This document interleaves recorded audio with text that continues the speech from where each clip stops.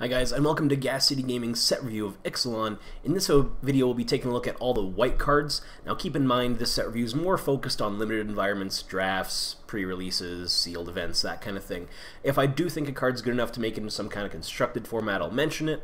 I'm by no means, like a Pro Tour player or anything like that, just a guy who's been around the game for a few years and likes to talk about the new cards. I'd love to hear what you think about them as well in the comment section below. Do you agree? You disagree? Do you think it's going to be better than I think it is, worse than I think it is? Please let me know. Love to have a conversation with you down in the comments below. Our first card, though, for this set is going to be Adanto Vanguard. It's generic mana and 1 white for an uncommon creature, Vampire Soldier. It's a 1/1, and as long as Adanto Vanguard is attacking, it gets +2/+0. You may pay 4 life, and Adanto Vanguard gains indestructible until end of turn, which means damage and effects say destroy, don't destroy it. Now, we've had our generic and a white mana creatures before, and they've just been 3/1s. This Adanto Vanguard is basically telling you how to play it. Those 3/1s, you want to be aggressive. You want to drop them on turn 2, turn them sideways and attack with them. Adanto Vanguard just kind of has that built in. Say, hey, when this is attacking, it gets a bonus. You want to attack with this, so it gets its bonus. The downside to that, not having the power just stapled on the card anyway, is that it's not going to trade up anytime soon. Now, in the right draft deck, maybe the right sealed deck, where you get vampires and you're getting a lot of life, that kind of stuff, Adanto Vanguard, you can pay that 4 life to give it indestructible and make it block, pretty well, or swing into a board that has a bunch of 2/3s, let it trade, and then make it indestructible, so it just kills your opponent's creature. But it's hard to say. In the right draft deck, this can be better than a vanilla 3/1. In generic sealed, not so much unless you have a really good supporting pool for it, I think. So on Vanguard, I like it. I like that it's kind of telling new players how to play with the card, but it also involves a little bit more depth in the right kind of decks in the right environment. Next card is Ashes of the Abhorrent. It's generic mana and 1 white for a rare enchantment that says players can't cast spells from graveyards or activate abilities of cards in graveyards. Also has whenever a creature dies, you gain 1 life. So those two cards get along with each other in the right deck. Now Ashes of the Abhorrent is, I don't know that it's, it might see play as a last include if you really don't have a lot of removal. When you have a lot of creatures to trade, so you can gain life, and you can pay to make our Adanto Vanguard indestructible and block well. But again, in the right draft deck, this might go well just to gain you a bunch of life. The first effect really isn't going to come into effect in this set. There's a couple of cards that have a raid trigger that can be brought back out of graveyards, but not enough, I don't think, in this limited environment in order to make this kind of top pick when I open this. I can definitely see this getting into standard with the amount of graveyard shenanigans going on in there. Past that, not really, because I'm still playing my Rest in Peace and Modern over this. But Ashes of the Abhorrent, definitely a good card. Going to make it into standard, in my opinion, as a sideboard strategy against graveyard decks. But as far as you're limited, if you open this in your pre-release, I don't see me playing it again, unless I have a really niche strategy where this fits in nicely, but eh. Axis of Mortality is 4 generic mana and 2 white for a mythic enchantment. It says at the beginning of your upkeep, you may have 2 target players exchange life totals. Again, if I'm turn 6, if I'm losing, I have to be in such a place that I can survive my opponent's next turn, and then on my upkeep, trade life totals with them. So you're going to use this once in that kind of environment. The fact that you can only do this at a certain time, it's not like pay mana, change life totals or something like that, makes it just less flexible. And I don't know, it's a good come from behind card. Lets you immediately switch, oh, I'm at 2, my opponent's at 14, turn 6 or 7, what am I going to do? I drop this, and then I still have to make it to my next turn. If I don't have enough blockers to make it to my next turn, this doesn't help me at all. So, I'm not seeing it. Personally, I can see where it'll, in that board stall environment when you're behind, this can switch it around and turn tables a little bit, but I'd rather have a good 6-drop creature than this in my deck, unfortunately. As far as going anywhere deeper, I don't see it right now, but I'm not the best brewer in the world, so don't take my word for it. Bellowing Aegisaur is 5 generic mana and a white for an uncommon creature dinosaur. It's a 3/5 with Enrage. Whenever it is dealt damage, put a +1/+1 counter on each other creature you control. So this is something I'd rather drop instead of that last card. 3/5 for 6 is overcosted. We've gotten those for 5 in the past, but the enrage mechanic in this is the big thing. So anytime this blocks, everything else of yours gets bigger. Anytime this attacks and is blocked, everything gets bigger. You get a dual shot. We'll see that in a little bit. Oh, I'm going to ping my guy for 1. Everything of mine gets bigger. So in those board stalls that can happen at pre-releases, if you've been to a pre-release before, I'm sure you've seen that. You both have 4 or 5 creatures out and nobody's attacking. You play as Bellowing Aegisaur, and you know, eventually after that you're going to win, especially if you have some supporting help like a dual shot in your hand or something like that, where you can just ping it a couple times and pump your whole team, and that makes it more profitable for you to attack, swing in, trade with some of your opponent's creatures, or not even trade, but just kill some of your opponent's creatures and just build your advantage over a couple turns that way. I really like Bellowing Aegisaur. If my rare is not great, like over those last 2 enchantments, if this is one of my uncommons, I'll pick this first pick and be pretty happy with it, honestly. Bishop of Rebirth, something else I would first pick pretty happily. 3 generic mana and 2 white for a rare creature. It's a vampire cleric, and it's a 3/4 with vigilance. Also has, whenever Bishop of Rebirth attacks, you may return target creature card with converted mana cost 3 or less from your graveyard to the battlefield. Now in those aggressive white decks, white-red maybe decks, where this is kind of the top of your curve, maybe you have that Bellowing Aegisaur above it, this is going to be good because you can keep bringing those things back. In your maybe not in your vampire or dinosaur decks, but in your your pirate decks where you have a lot of raid triggers, this Bishop of Rebirth is going to be good because you have to attack with it, and whenever it attacks, you may return target creature card from the battlefield. So this is before damage, this is before your opponent clears blocks, so you can attack with this, bring something back that, say, taps your opponent's creatures, or bring something back that bounces something. So this can be a really good card, and if played in the right deck, can just be a giant bomb. If you build your deck properly with proper 2 and 3 drops with some really good end of the battlefield abilities, this Bishop of Rebirth is something I'd very happily take, and might push me into playing white if I open it in my pre-release pool. Past that, possibly into standard. There's some really good 2 and 3 drops around right now. The hard part with that is getting it into white, and playing that is not really like this because it's a creature card. For example, in Mardu vehicles, this can't bring back your vehicles because they aren't creatures in your graveyard, right? This can bring back other things, but I don't see it right now anyway. Getting into standard, but Bishop Soldier is generic mana and a white for a common 2/2 with lifelink. It's a bear with upside. While I'm not first picking it or anything, I would gladly play this with our Bishop. Right, this is the kind of thing I want to bring back. It'll buy me more turns. It'll not only is it an additional blocker for the next turn, but it'll gain me life once or twice, possibly buying me another turn. And I'm a fan of this. Bears with upside are always good. I've played just 2/2s for 2 before. I will play a 2/2 for 2 with lifelink. Again, I'll be plenty happy with Bishop Soldier, or even a couple. If I open a few in a right vampire deck, this is going to be a really good card. Bright Reprisal is just 4 generic mana and a white for an uncommon instant. Destroy target attacking creature, draw a card. Removal is good in limited. If you open this, like if your rares, take the Bright Reprisal. You're going to get to 5 mana. Your creatures are going to be attacking you, and drawing card is always good. Not playing something on turn 5 in limited isn't unheard of. So, in standard, if I have 5 mana, I'm going, hey, no, I'm not playing. No, you go ahead. You go ahead, your turn. Then I'm really going to suspect something. But in sealed, maybe I'm getting flooded. Maybe I don't have my 5. Maybe I have my 6 drop in my hand. So leaving 5 mana open in a limited environment is not unheard of. So while your opponent may suspect something, if they're not attacking because, they think you have this, then it's also won. It's also done its job. But removal and limited is always good. Take this. Again, I would first pick this over a number of the white rares in the set, or a number of any of the rares in the set, really, because it's just good, solid removal. Demystify is 1 white mana for an instant, destroy target enchantment. Sideboard against powerful enchantments that come up. That's all it is. Cool reprint, but that's all this card is. This is sideboard tech against some good enchantment deck. Duskborn Skymarcher is a really good one-drop that I wanna take.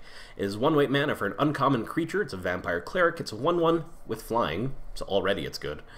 Plus, it has pay 1 white and tap it. Target attacking vampire gets +1/+1 until end of turn. So if you're going your black-white vampire deck, say for example, this is going to be really good in that. Turns all your vampires into threats. It's an onboard trick. You can always bluff. Early couple turns you can attack with it.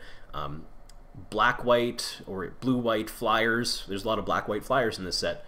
Blue-white flyers, this is just a good one-drop for you. Really, even if you don't have a ton of other vampires, 1/1 flyer for 1 is just fine. You can drop an enchantment on it later in the game or pump it with a trick, and it's going to swing in, maybe trade with their flyer. It's just, I'm a fan of Duskborn Skymarcher. Emissary of the Sunrise, or sorry, Emissary of Sunrise, is 2 generic mana and a white for an uncommon creature, human cleric. It's a 2/1 with first strike. When it enters the battlefield, it explores. So it's their first instance of Explorers. Explorers says, reveal the top card of your library. Put that card into your hand if it's a land. Otherwise, put a +1/+1 counter on this creature, then put the card back or put it into your graveyard. So for example, if I play Emissary of Sunrise, flip the top card. It's a land, goes into my hand. It's another creature, for example. I put a counter on Emissary of the Sunrise, and I can either put it on top or back onto the bottom. So 2/1 first strike, I'm good with it. Turn 3, it's a good defensive creature if you're on the... It's a good aggressive creature if you're on the play, good defensive creature if you're on the draw because of the first strike. Exploring, possibly ramping you, possibly making this into a 3/2 first strike. Both of those are good, in my opinion. So Emissary of the Sunrise, I'm happy with. Be cool. Obviously, it's not going to be a vampire because it's Emissary of the Sunrise. But I'm a fan of it. In a good aggressive white decks, even some kind of like control-y white decks can possibly play this on turn 3. Have it a 3/2 first striker, hopefully, or ramping you into your lands to play your... Okay, it's not ramping you, it finds you a land to guarantee you'll hit your drop next turn, or possibly the turn you play it. It's not a ramp, sorry. But I'm a fan either way, guaranteeing I'm hitting my land drops or having a 3/2 first strike for 3. It's not bad. Encampment Keeper is 1 white mana for a 1/1 creature hound at common. It's a 1/1 with first strike. This is the first of this cycle. You'll see each color has this, you know, little cheap creature, pay 8, tap, sack it, and get a benefit. This one's benefit is pay 7 and a white, tap, sacrifice Encampment Keeper. Creatures you control get +2/+2 until end of turn. So this is, again, when we hit that board stall in our sealed environments, and you have an Encampment Keeper out, your opponent knows, okay, I might die at any time now, because as soon as he hits 8 mana, he's sacking that and going to make his team gigantic and swing. So I like Encampment Keeper because it's a board-wide effect as well. So like the green one, for example, is one thing gets +5/+5. Trample, I believe? We'll see it later. But Encampment Keeper I do like, and 1/1 first strike over the first couple turns. There's a lot of 2/1s in this set, like we saw earlier, 2/1s, 3/1s, that this is going to hold back relatively well. So Encampment Keeper, I do like, would be happy playing a copy or 2 of him. Glorifier of Dusk, 3 generic mana and 2 white for an uncommon creature, Vampire Soldier. It's 4/4, so 4/4 for 5. It's fine already. Has a couple abilities as well. You can pay 2 life to give it flying until end of turn, and you can pay 2 life to give it vigilance till end of turn. So it's kind of a build your own Sarah Angel. So 4/4 for 5 in limited is fine already, and in the vampire deck we've seen a few things already with lifelink, with gaining life when stuff happens, so you can be able to activate these a few times. And if I can, you know, jump this over their line for 2 life and hit them for 4, I'm fine with that. Same for it if they don't have any flyers. If I can pay 2 life to do 4, I do that enough times, I'm eventually going to win, right? Just math. So I like Glorifier of Dusk for that solid creature. I'd be happy putting it in, you know, black-white or blue-white flyers deck just on its own. I like Glorifier of Dusk. I'm a fan. Goring Ceratops is 5 generic mana and 2 white for a 3/3 double strike. It's a creature, dinosaur, at rare. Whenever it attacks, other creatures you control gain double strike until the end of turn. So can you imagine, so you play this turn 7, turn 8 you play your 8th mana, sacrifice your hound there, everything gets +2/+2 and gets double strike when this thing attacks. Okay, granted, somewhat magical Christmas land, but still. The fact that it gives your whole team double strike, again, I like. It's 7-drop, and if you've played limited before, the sealed environment seems, you know, mediocre. It doesn't seem super relatively blitz fast. Obviously, given the right draws with certain decks, game can be over quickly, but it doesn't seem you know, the games aren't going to end on turn 5 consistently. So there's definitely a possibility you're going to get to 7, 8 mana. So Goring Ceratops as a 1-of, definitely I'm not, if I happen to open 2, I'm not playing 2, I'm playing 1. I don't want multiple 7-drops in my deck. But I'm be more than happy playing one of these guys. And again, it tells you how to play it. When it attacks, your team gets a massive buff. It tells you how to play it right on the card. Imperial Aerosaur is 3 generic mana and a white for an uncommon creature dinosaur. It's a 3/3 flyer. When it enters the battlefield, another target creature you control gains +1 and +1 and gains flying until end of turn. So for 4 mana, I'm going to jump something of mine over their line, attack with it, and hopefully get in for 3 or 4 damage. And I'm left over with a 3/3 flyer before. I've paid 4 mana for just a vanilla 3/3 flyer before, so getting a benefit in addition to my 3/3 flying body, I'm very happy with. Again, this is going to go in your black-white or blue-white flyer deck. That's kind of where white goes. I would even put this in an aggressive white deck, because for a 3/3 for 4 with flying, any kind of evasion in limited is always good. That's why the flyer decks are often so popular. A lot of just good, solid, common and uncommon value creatures. Yes, bomb rares are great, but you can't always rely on those. You only get 6 or 7 of them in a pre-release. And of those, what are going to be in the colors that you're playing? Maybe 3 or 4. And of those, you might not see them all day because they're rare. So your decks are going to rely more on your value commons and uncommons like this. 3/3 flyer for 4. That's a great stats for me. Imperial Aerosaur, take it, play it, you'll be happy. Imperial Lancer is 1 white for a 1/1 creature, human knight, and uncommon. It has double strike as long as you control a dinosaur. So the only downside with this is sometimes it's just going to be a 1/1. 1/1 with double strike, again, if you can put in a good enchantment on it, I'm happy. On its own, I'd rather play the Hound than this card, for example. 1/1 with first strike that pumps the team, I'd rather play that than a 1/1 that sometimes has double strike. Inspiring Cleric is 2 generic mana and a white for an oh, sorry, did we skip a card? No. Inspiring Cleric is 2 generic mana and a white for an uncommon creature vampire cleric. It's a 3/2. When it enters the battlefield, you gain 4 life. These kind of cards we've seen before. So for example, this Inspiring Cleric can pay our other creature to give it flying for a couple of turns. So in this kind of vampire tribal deck where you're gaining life and paying life for abilities, this helps you either pay for a couple of those abilities to get your guy flying over their line for a turn or 2, or helps you just get back the life that you've already paid into that ability. So because of that, that's the kind of deck you're playing where you're going to be paying life a lot, your life pad's going to have a bunch of scratches and numbers on it, then I would play a copy of Inspiring Cleric just to gain some of that back. If you don't have a ton of gain but you have a ton of pay abilities, I'd play one of these to get that life back for sure. Ixalan's Binding is your white removal you usually see in limited. It's 3 generic mana and a white for an uncommon enchantment. When it enters the battlefield, exile target non-land permanent and opponent controls until Ixalan's Binding leaves the battlefield. Your opponent can't cast spells with the same name as the exiled card. So this is something really good. If they have just a solid uncommon, you play this, gets rid of it, and if maybe they have another one, kills that in their hand as well. Because it says non-land permanent, if they draft a big bomb, say they get a planeswalker, it exiles that as well. Anything that's not a land, it's permanent. An enchantment, say your opponent plays an Ixalan's Binding on your creature, you can get rid of their Ixalan's Binding with yours, and bring your creature back then. So this is the kind of removal white usually gets. This kind of, if you've been around for a while, Oblivion Ring effect is the kind of removal white gets. Again, take it. This is your removal. Other than big bomb creatures, removal is the thing you're taking next if you're in a draft, or prioritizing in your sealed when you're building your pools. Oh, big, awesome, obviously great creatures. Okay, now where's my removal? Okay, there's my removal. Okay, now next, fill out the deck with vanilla creatures, maybe some pump spells. But Ixalan's Binding, really good card. You'll never be upset about playing it.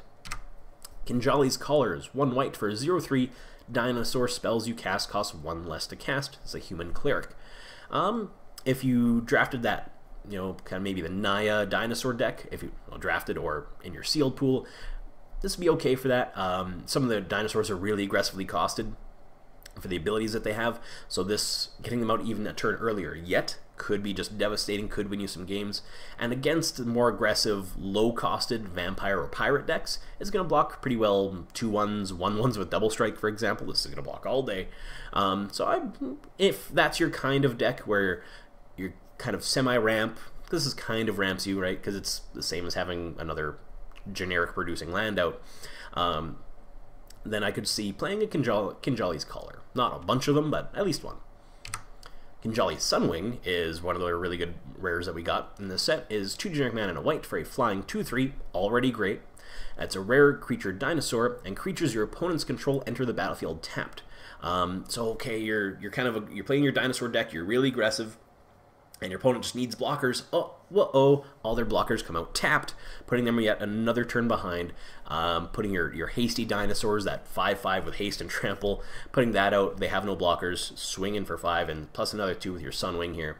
Just really good card. If you get it, I'm playing this every time I get it. This is the creature I would first pick, obviously. You kind of build your dinosaur deck around this. Have your control-y flyer dinosaur deck, maybe. There's a decent amount of flying dinosaurs too, but definitely happy opening and playing and drafting a Kinjali Sunwing or 2 or more, all of them. Legion Conquistador is 2 generic mana and a white for a common creature, Vampire Soldier. It is a 2/2. When it enters the battlefield, you may search your library for any number of cards named Legion Conquistador, reveal them, put them into your hand, and shuffle your library. So a Squadron Hawk effect for those of us who've been around for a while. Only good thing about Squadron Hawk was it was a flyer, whereas a 2/2 for 3, so say you play this on turn 3 and you go get 2 more. You can then play one of them on your 3rd turn, plus leaving 1 mana up, and then one of them on your 5th turn, leaving 2 mana up. On turn 4 and 5, I want to be doing more than playing a 2/2. So because that, I'm not as big a fan of Legion Conquistador. Like, if you do this late game, say turn 6, you play one of these, go get another one, play another one. Oh, you played 2/2s. You played 2 2/2s for 6 mana. Okay, it's Squadron Hawk was better. Don't get trapped. Squadron Hawk was better. Legion's Judgment is 2 generic mana and a white for a common sorcery. Destroy target creature with power 4 or greater. There are gonna be situations when you use this. Keep in mind though, it is a sorcery, so don't hold this in your hand to use on your opponent's turn. When your opponent plays their big bomb, passes back, and you're just like, okay, dead. But for example, our Charging Monstrosaur, I believe, is the red 5/5 trample haste. It's still gonna hit you because this is sorcery speed, so be careful with that. You know, so your opponent pumps a creature, but your opponent is probably gonna have something in their deck that has 4 or more power, I hope. If not, hopefully you're winning anyway. But this will be able to, I'm going to play a copy of this because it's a little more conditional. If I'm low on removal, I'll play more than one. But because it is so conditional, it makes me hesitant to play more than one main deck. If my opponent is playing the dinosaur deck and they got a bunch of 4 and 5 drops with 4 more power, okay, I'll board in an extra copy or 2 because I know it has a bunch of targets. But main deck, I'm going to play one of these. I, for example, would take the Ixalan's Binding before I took Legion's Judgment, because it can hit anything, also sorcery speed, but it can hit anything. It doesn't rely on power or card stats on either side. So Legion's Judgment, I would play one, but don't fall in the trap of just using this as your removal, because there may be a bunch of 3/4s, then what you gonna do, right? Legion's Landing, one of a really cool cycle of flip cards that we'll see. Legion's Landing costs 1 white mana for a rare legendary enchantment. Keep in mind it's legendary, so you can't have more than 1. When Legion's Landing enters the battlefield, create a 1/1 white vampire creature token with lifelink. Okay, I'm already in. 1 mana for a 1/1 with lifelink. That's better than a 1/1 that sometimes has a double strike, in my opinion. When you attack with 3 or more creatures, transform Legion's Landing, which in your aggressive white decks, so keep in mind this gives you that effect, so that enchantment sitting on the battlefield, plus it gives you a body. So this still gets you towards your goal of attacking with 3 more creatures. So, if you played in Ravnica, when you trigger Battalion, it transforms into Adanto the First Fort. It is a legendary land. I love this art, by the way. Look, it's so pretty. Transforms from Legion's Landing into Adanto the First Fort. It can tap to add 1 white mana, so it's a land. You can also pay 2 and a white to tap it and make a 1/1 white vampire creature token with lifelink. This is good. You have a stream of creatures on board. End of your opponent's turn, okay, make a 1/1 lifelink. Okay, make a 1/1 lifelink. Okay, you're always going to have at least 1 blocker per turn when this card is on the battlefield. And because it's a land, like we saw with Ixalan's Binding, for example, it said exile target non-land permanent. So it can't get your first fort. And it's one of the easier ones to trigger, I'd say. You can trigger it on turn 4. And even if, you trade away a couple of creatures, you guarantee that you're going to have a creature every turn after that. And you're still going to, right? And then you can still cast your 4-drop or what have you, your 5-drop even, because this turns into a land. But anyway, I'm a fan of Legion's Landing / Adanto the First Fort. It's great. One of the better one of these flip cards. Looming Aegisaur is 3 generic mana and a white for a common 1/7 creature dinosaur. Big ol' wall. I know some guys out there love to play them in Durl decks. If your opponent's playing some big dinosaurs like that 5/5 Trample, for example, this is going to be one of the few things that can block it for more than a couple turns. This would be, like, for example, in your sealed pools, your draft decks, you want to include roughly 23 or 24 cards and 16 or 17 lands. This would be 20th and up include for me if I had a weaker pool. It's definitely not going to be like, oh, I got a Looming Aegisaur. That's in the deck for sure right now. That would be one of my final includes. Probably just because, just in case, because I don't know what I'm going to be playing against. I know a lot of people are going to want to play a good aggressive dinosaurs. Your little stuff obviously is going to block all day. Doesn't die to our removal we're talking about because that has 1 power, but again, it's only 1 blocker. So I would play a copy of this just main board just because I don't know. But again, it's not going to be one of my, oh, super sweet, I'm pumped I opened this. I'm not going to include it because of that automatically, but still a fan. Mavren Fein, Dusk Apostle. I hope I'm pronouncing that correctly. 2 generic mana and a white for a rare legendary creature, Vampire Cleric. It's a 2/2, and whenever one or more non-token vampires you control attack, create a 1/1 white vampire creature token with lifelink. So this is going to be good because there's really good, I forget the name, black review, we'll see. It's 2 and a black for a 2/2 flyer. That's fine in black, there's no downside to it even. So if I have a couple of those and Mavren Fein out here, then I'm going to start pumping out some white vampire creature tokens with lifelink. Note that it's when non-token vampires you control attack, then you get the token. So if you attack with a bunch of your tokens, you don't get more tokens. But as a token engine, I can see is this just eventually overwhelming your opponent if they have a lack of flying creatures. So Mavren Fein, I'm a fan. I'm not going to attack with him a lot because he's just 2/2 vanilla as far as his body, but I'm a fan of his ability in that, if you're swarming with a lot of cheap vampires, there are even a lot of cheap flying vampires like the 1/1 we saw near the beginning of the review here, and then turn 3 and then you drop Mavren Fein, they attack and you get a body. So as a token engine, I like him. The body, not so much, but as his token engine can get going pretty good. Imagine you get this guy and the first fort, you just start puking out tokens every turn like crazy, then you're just going to win eventually at that point because you're gaining life because they all have lifelink, plus you're just going to swarm your opponent with vampires, so I'm a fan. Paladin of the Bloodstained, speaking of making tokens, is 3 generic mana and a white for a common creature as a vampire knight, as a 3/2.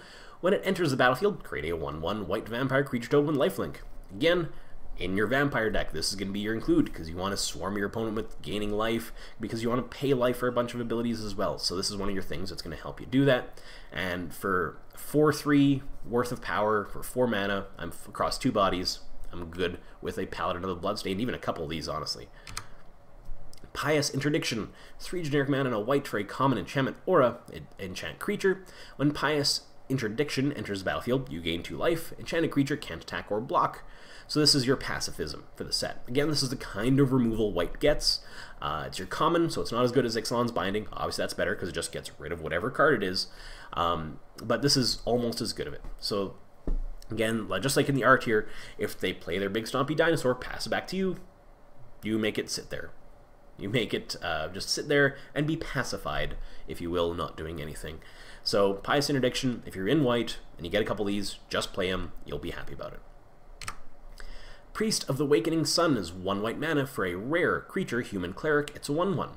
At the beginning of your upkeep, you may reveal a dinosaur card from your hand. If you do, gain 2 life. Cool. So you have the really expensive dinosaur you're not going to get to for a few turns. Okay, gain 2. Here it is. Here it is again. Look at me. I'm gaining 2 every turn. Blah, blah, blah. You can also pay 3 generic mana and 2 white and sacrifice it, search your library for a dinosaur card, reveal it, put it into your hand, then shuffle your library. So that's something you want to do at the end of your opponent's turn and then play it on your turn, right? So they have no opportunity to respond to it, preferably. But other than that, in your dinosaur deck, I'm fine with this. It also wouldn't even be bad if you... nice thing about this card is if you have that Build a Sarah Angel card in your hand, and you can do this for a few turns, and on turn 5 you drop that card, you've gained life in order to pay for that ability a few times, so that card can be played in other decks as well, not just necessarily the vampire gain life, pay life deck. But if you're playing then that Naya dinosaur build, this is something you want to have in there, but you want to have a lot of dinosaurs so that you can gain that life and you can have good targets to search out with your Priest of the Wakening Sun. The Pterodon Knight, the P is silent, 3 generic mana and a white for a common human knight. It's a 3/3. As long as you control a dinosaur, it has flying. There are a lot of dinosaurs in this set. We've seen there are a lot of even white dinosaurs. You don't necessarily have to be the full 3-color Naya to have a bunch of the dinosaurs.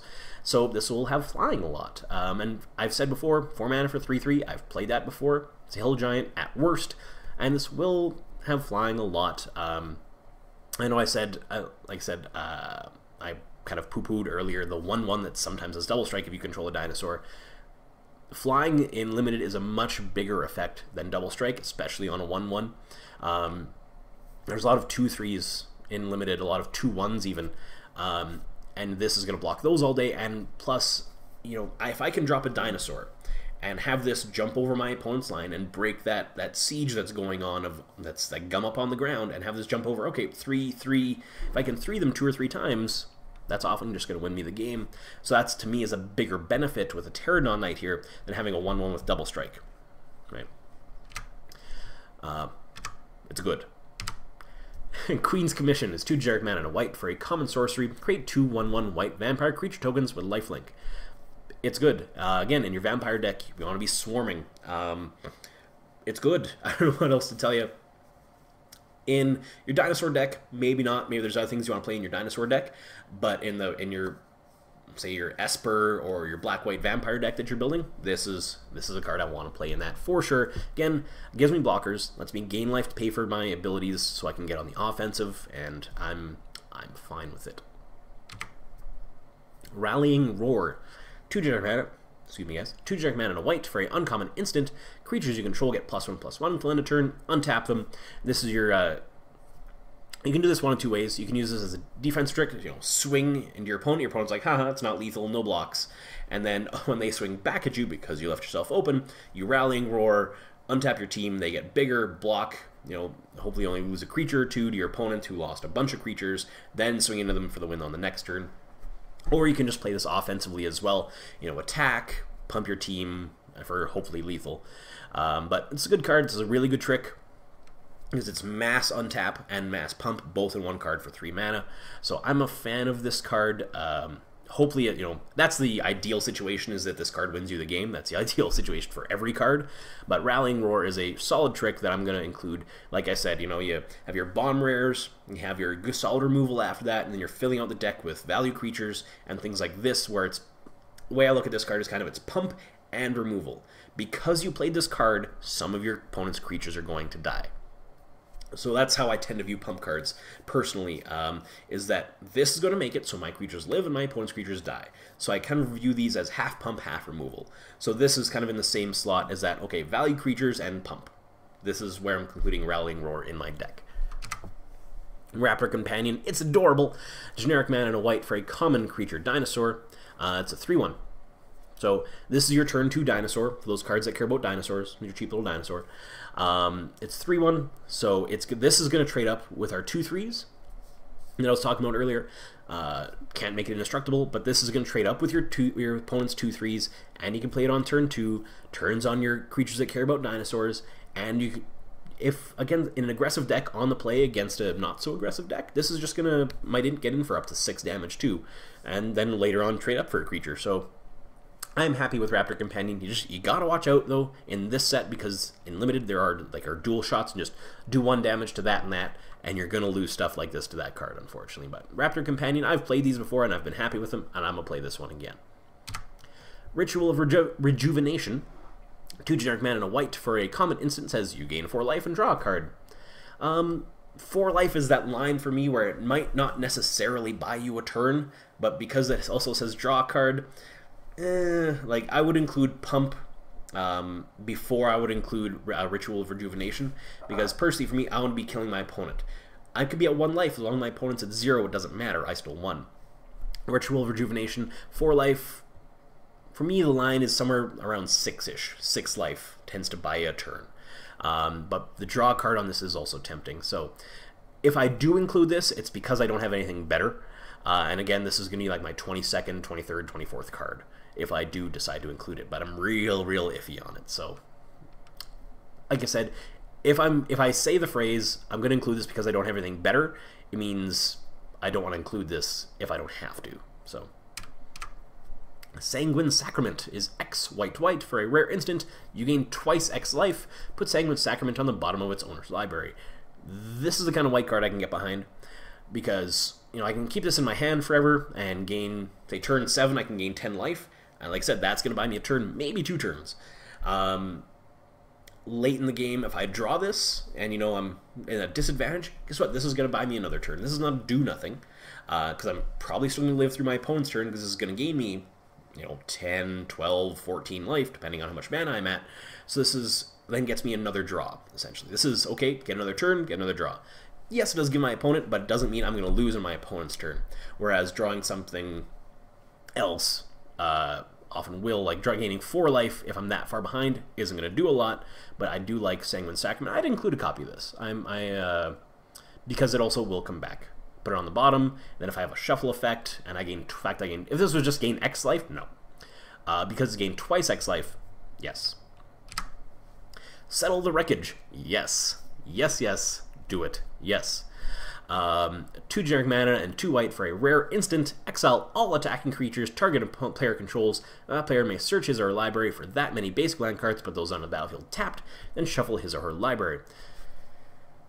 Oh, yep. Wrath to Exile is the popular nickname for this card because Wrath of God destroyed all creatures for this exact cost. Path of Exile was the exile a creature, your opponent gets search for basic land, put it in tapped.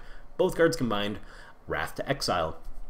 So when your opponent goes to make that massive swing in to win the game, you settle the Wreckage and you smile at them because, hey, they have a bunch of land now, right?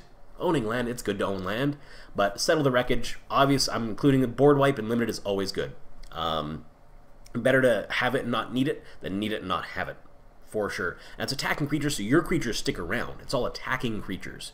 This does not affect your creatures at all, so you're hopefully going to empty, if not their entire board, a good chunk of their board. That's going to break the stalemate, or at least up the stalemate to your side, and then you're going to be able to swing in for the next couple turns and probably win. Standard, yes, it's a 4-mana, one-sided board wipe in Standard, so yes, this is going to see that.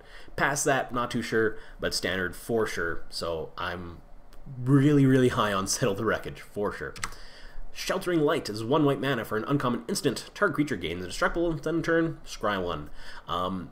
Again, this is how I view this card, is removal, right? I throw my thing into their thing, say it's a 3/3 and a 3/3, and they're like, okay, block. Trade, and you're like, no, your creature just dies, and I get a scry 1. So I view this as a 1-mana removal spell in that vein.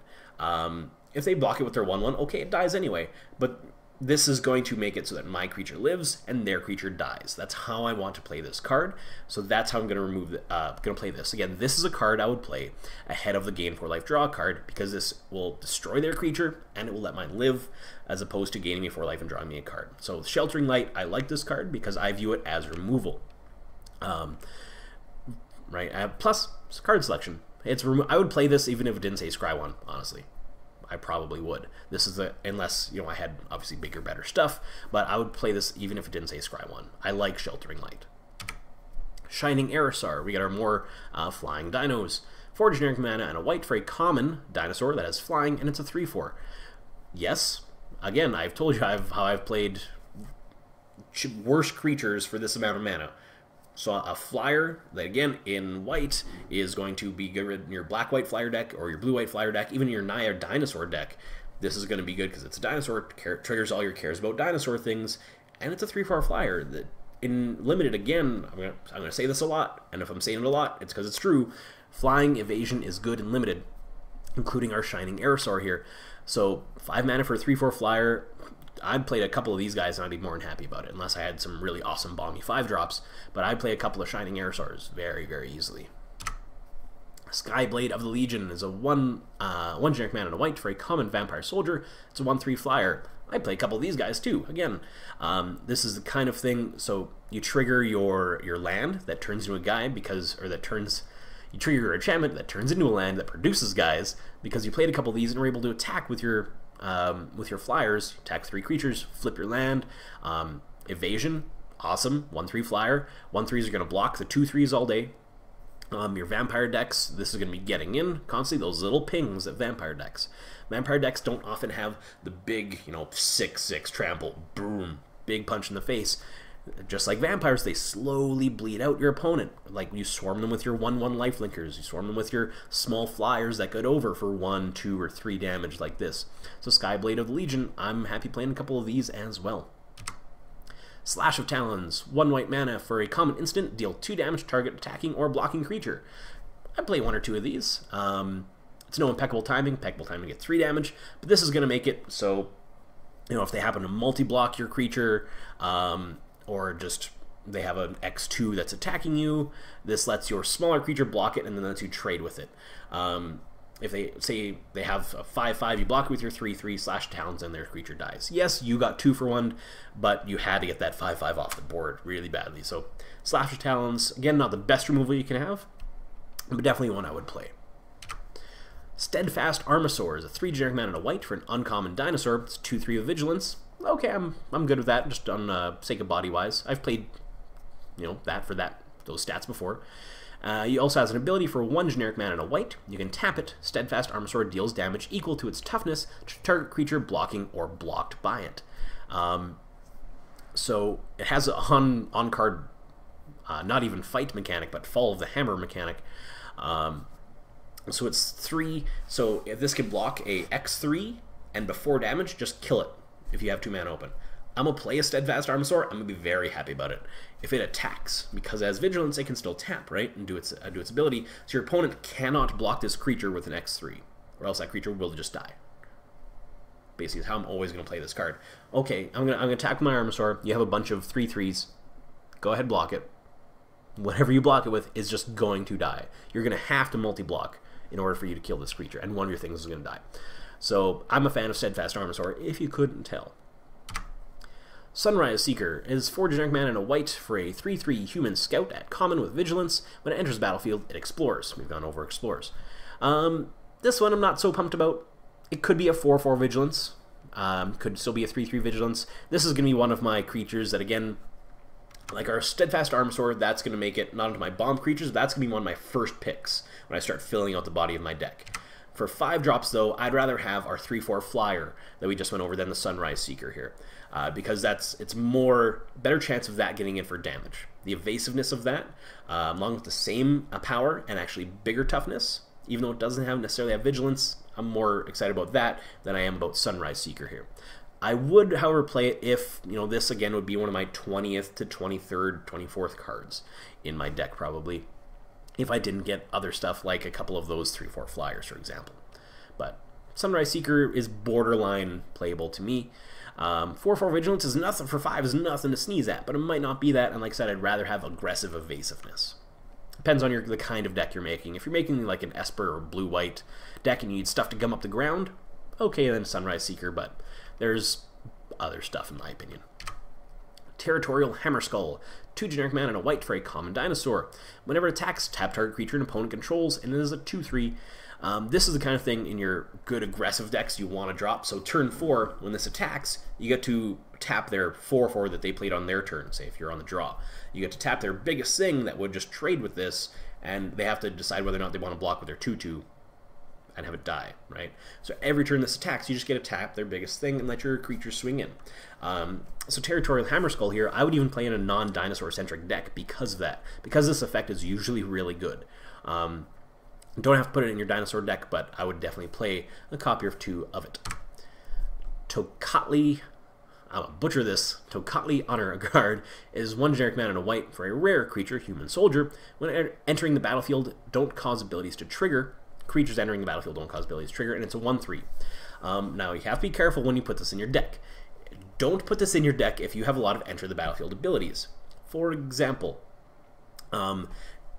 if there's a white card we'll see soon that kills all non-dinosaurs. So it would kill this, but it enters the battlefield, so it doesn't cause that to trigger. So if you want your enter the battlefield abilities to go off, don't include your Tocarli Honor Guard in your deck. If you don't have a lot of ETB abilities, enter the battlefield abilities, play this card. It's just one of those things. If you have this, do this. If you don't have this, don't do this. So you have to watch your deck, but other than that, a 1-3 with pretty good upside is an include I would have if you don't have a lot of enter the battlefield abilities. Big asterisk on this one, though. Vampire Zeal, 1 white mana that says for an instant at common, target creature gets +2/+2 until end of turn. If it's vampire, it gains first strike till end of turn. Again, I'm viewing this as 1 mana removal. Because, you know, I'm attacking with my 2/3, you have a 4/4, you block it, okay, mine lives, yours dies. For 1 white mana. I'd play that. So I'd play this even if it didn't have the vampire clause, and obviously if you have a vampire deck, you play this, because it's just good. Wakening Sun's Avatar was the creature I was talking about a couple cards ago. 5 generic mana and 3 white mana. 5 generic and 3 white mana for a mythic creature. It's a dinosaur avatar. It is a 7/7. When it enters the battlefield, if you cast it from your hand, destroy all non-dinosaur creatures. So obviously you want to include this in your Naya dinosaur deck or whatever color dinosaur deck you're making, because it kills their board and leaves yours. And like I said, 8 mana in this format is not out of the realm of possibility. You know, not a lot of games are ending on turn 5. If you hit mana consistently, Wakening Sun's Avatar shouldn't be a problem for you. But 7/7 with a huge impact. This is one of your big bomb mythics. I would include, if I open this, I'm going to include this. On the chance I can hit this and on the impact it will have if I do. Sometimes, yes, you will be on 5 or 6 mana all game with this stuck in your hand. That's just going to happen. That's magic, folks. But if you do get to 8 mana, the impact that this has on the game is worth the include, in my opinion. If your choice is between, you know, do I want this or do I want this? Like our 3/3 with Vigilance. Do I want this or this? The 3/3 with Vigilance is going to be good. I have more chance that I'm going to be able to play that. 3/3 Vigilance that explores. And a much better chance I'm going to be able to play that. But the impact that this will have. If I play this, it's going to win me the game. I'm playing this over that. I'm playing Awakening Sun's Avatar over that guy. So that is our last white card. We'll end on our Awakening Sun's Avatar. That is our last white card for Ixalan. Don't forget to check out the rest of the colors we'll have coming up over the next couple days as well. Probably, hopefully post all of these up before Friday comes out so everybody can watch them before you go to your pre-release. I plan to have awesome fun with this. This is one of the sets I'm excited for a while. Eldritch Moon, Amonkhet, They were just both kind of gray sets. This one is just colorful. The art is awesome. The flavor around the set, I'm loving it. Hopefully you guys are really excited about it too. I'm really looking forward to pre-release. I can only unfortunately go to one this time, but I will let you guys know how that went, and if I get any prize packs, we'll open those for you guys as well. So I hope you guys have fun with this set. I definitely plan on having tons of fun with all these dinosaurs cards. I kind of want to play the vampire deck. If you didn't get that vibe, that's what I'm down for. That aristocrat style, bleed you dry style deck is kind of my jam. So, but I hope you guys have an awesome rest of your day and a great pre-release. I know I will. I will see you guys later.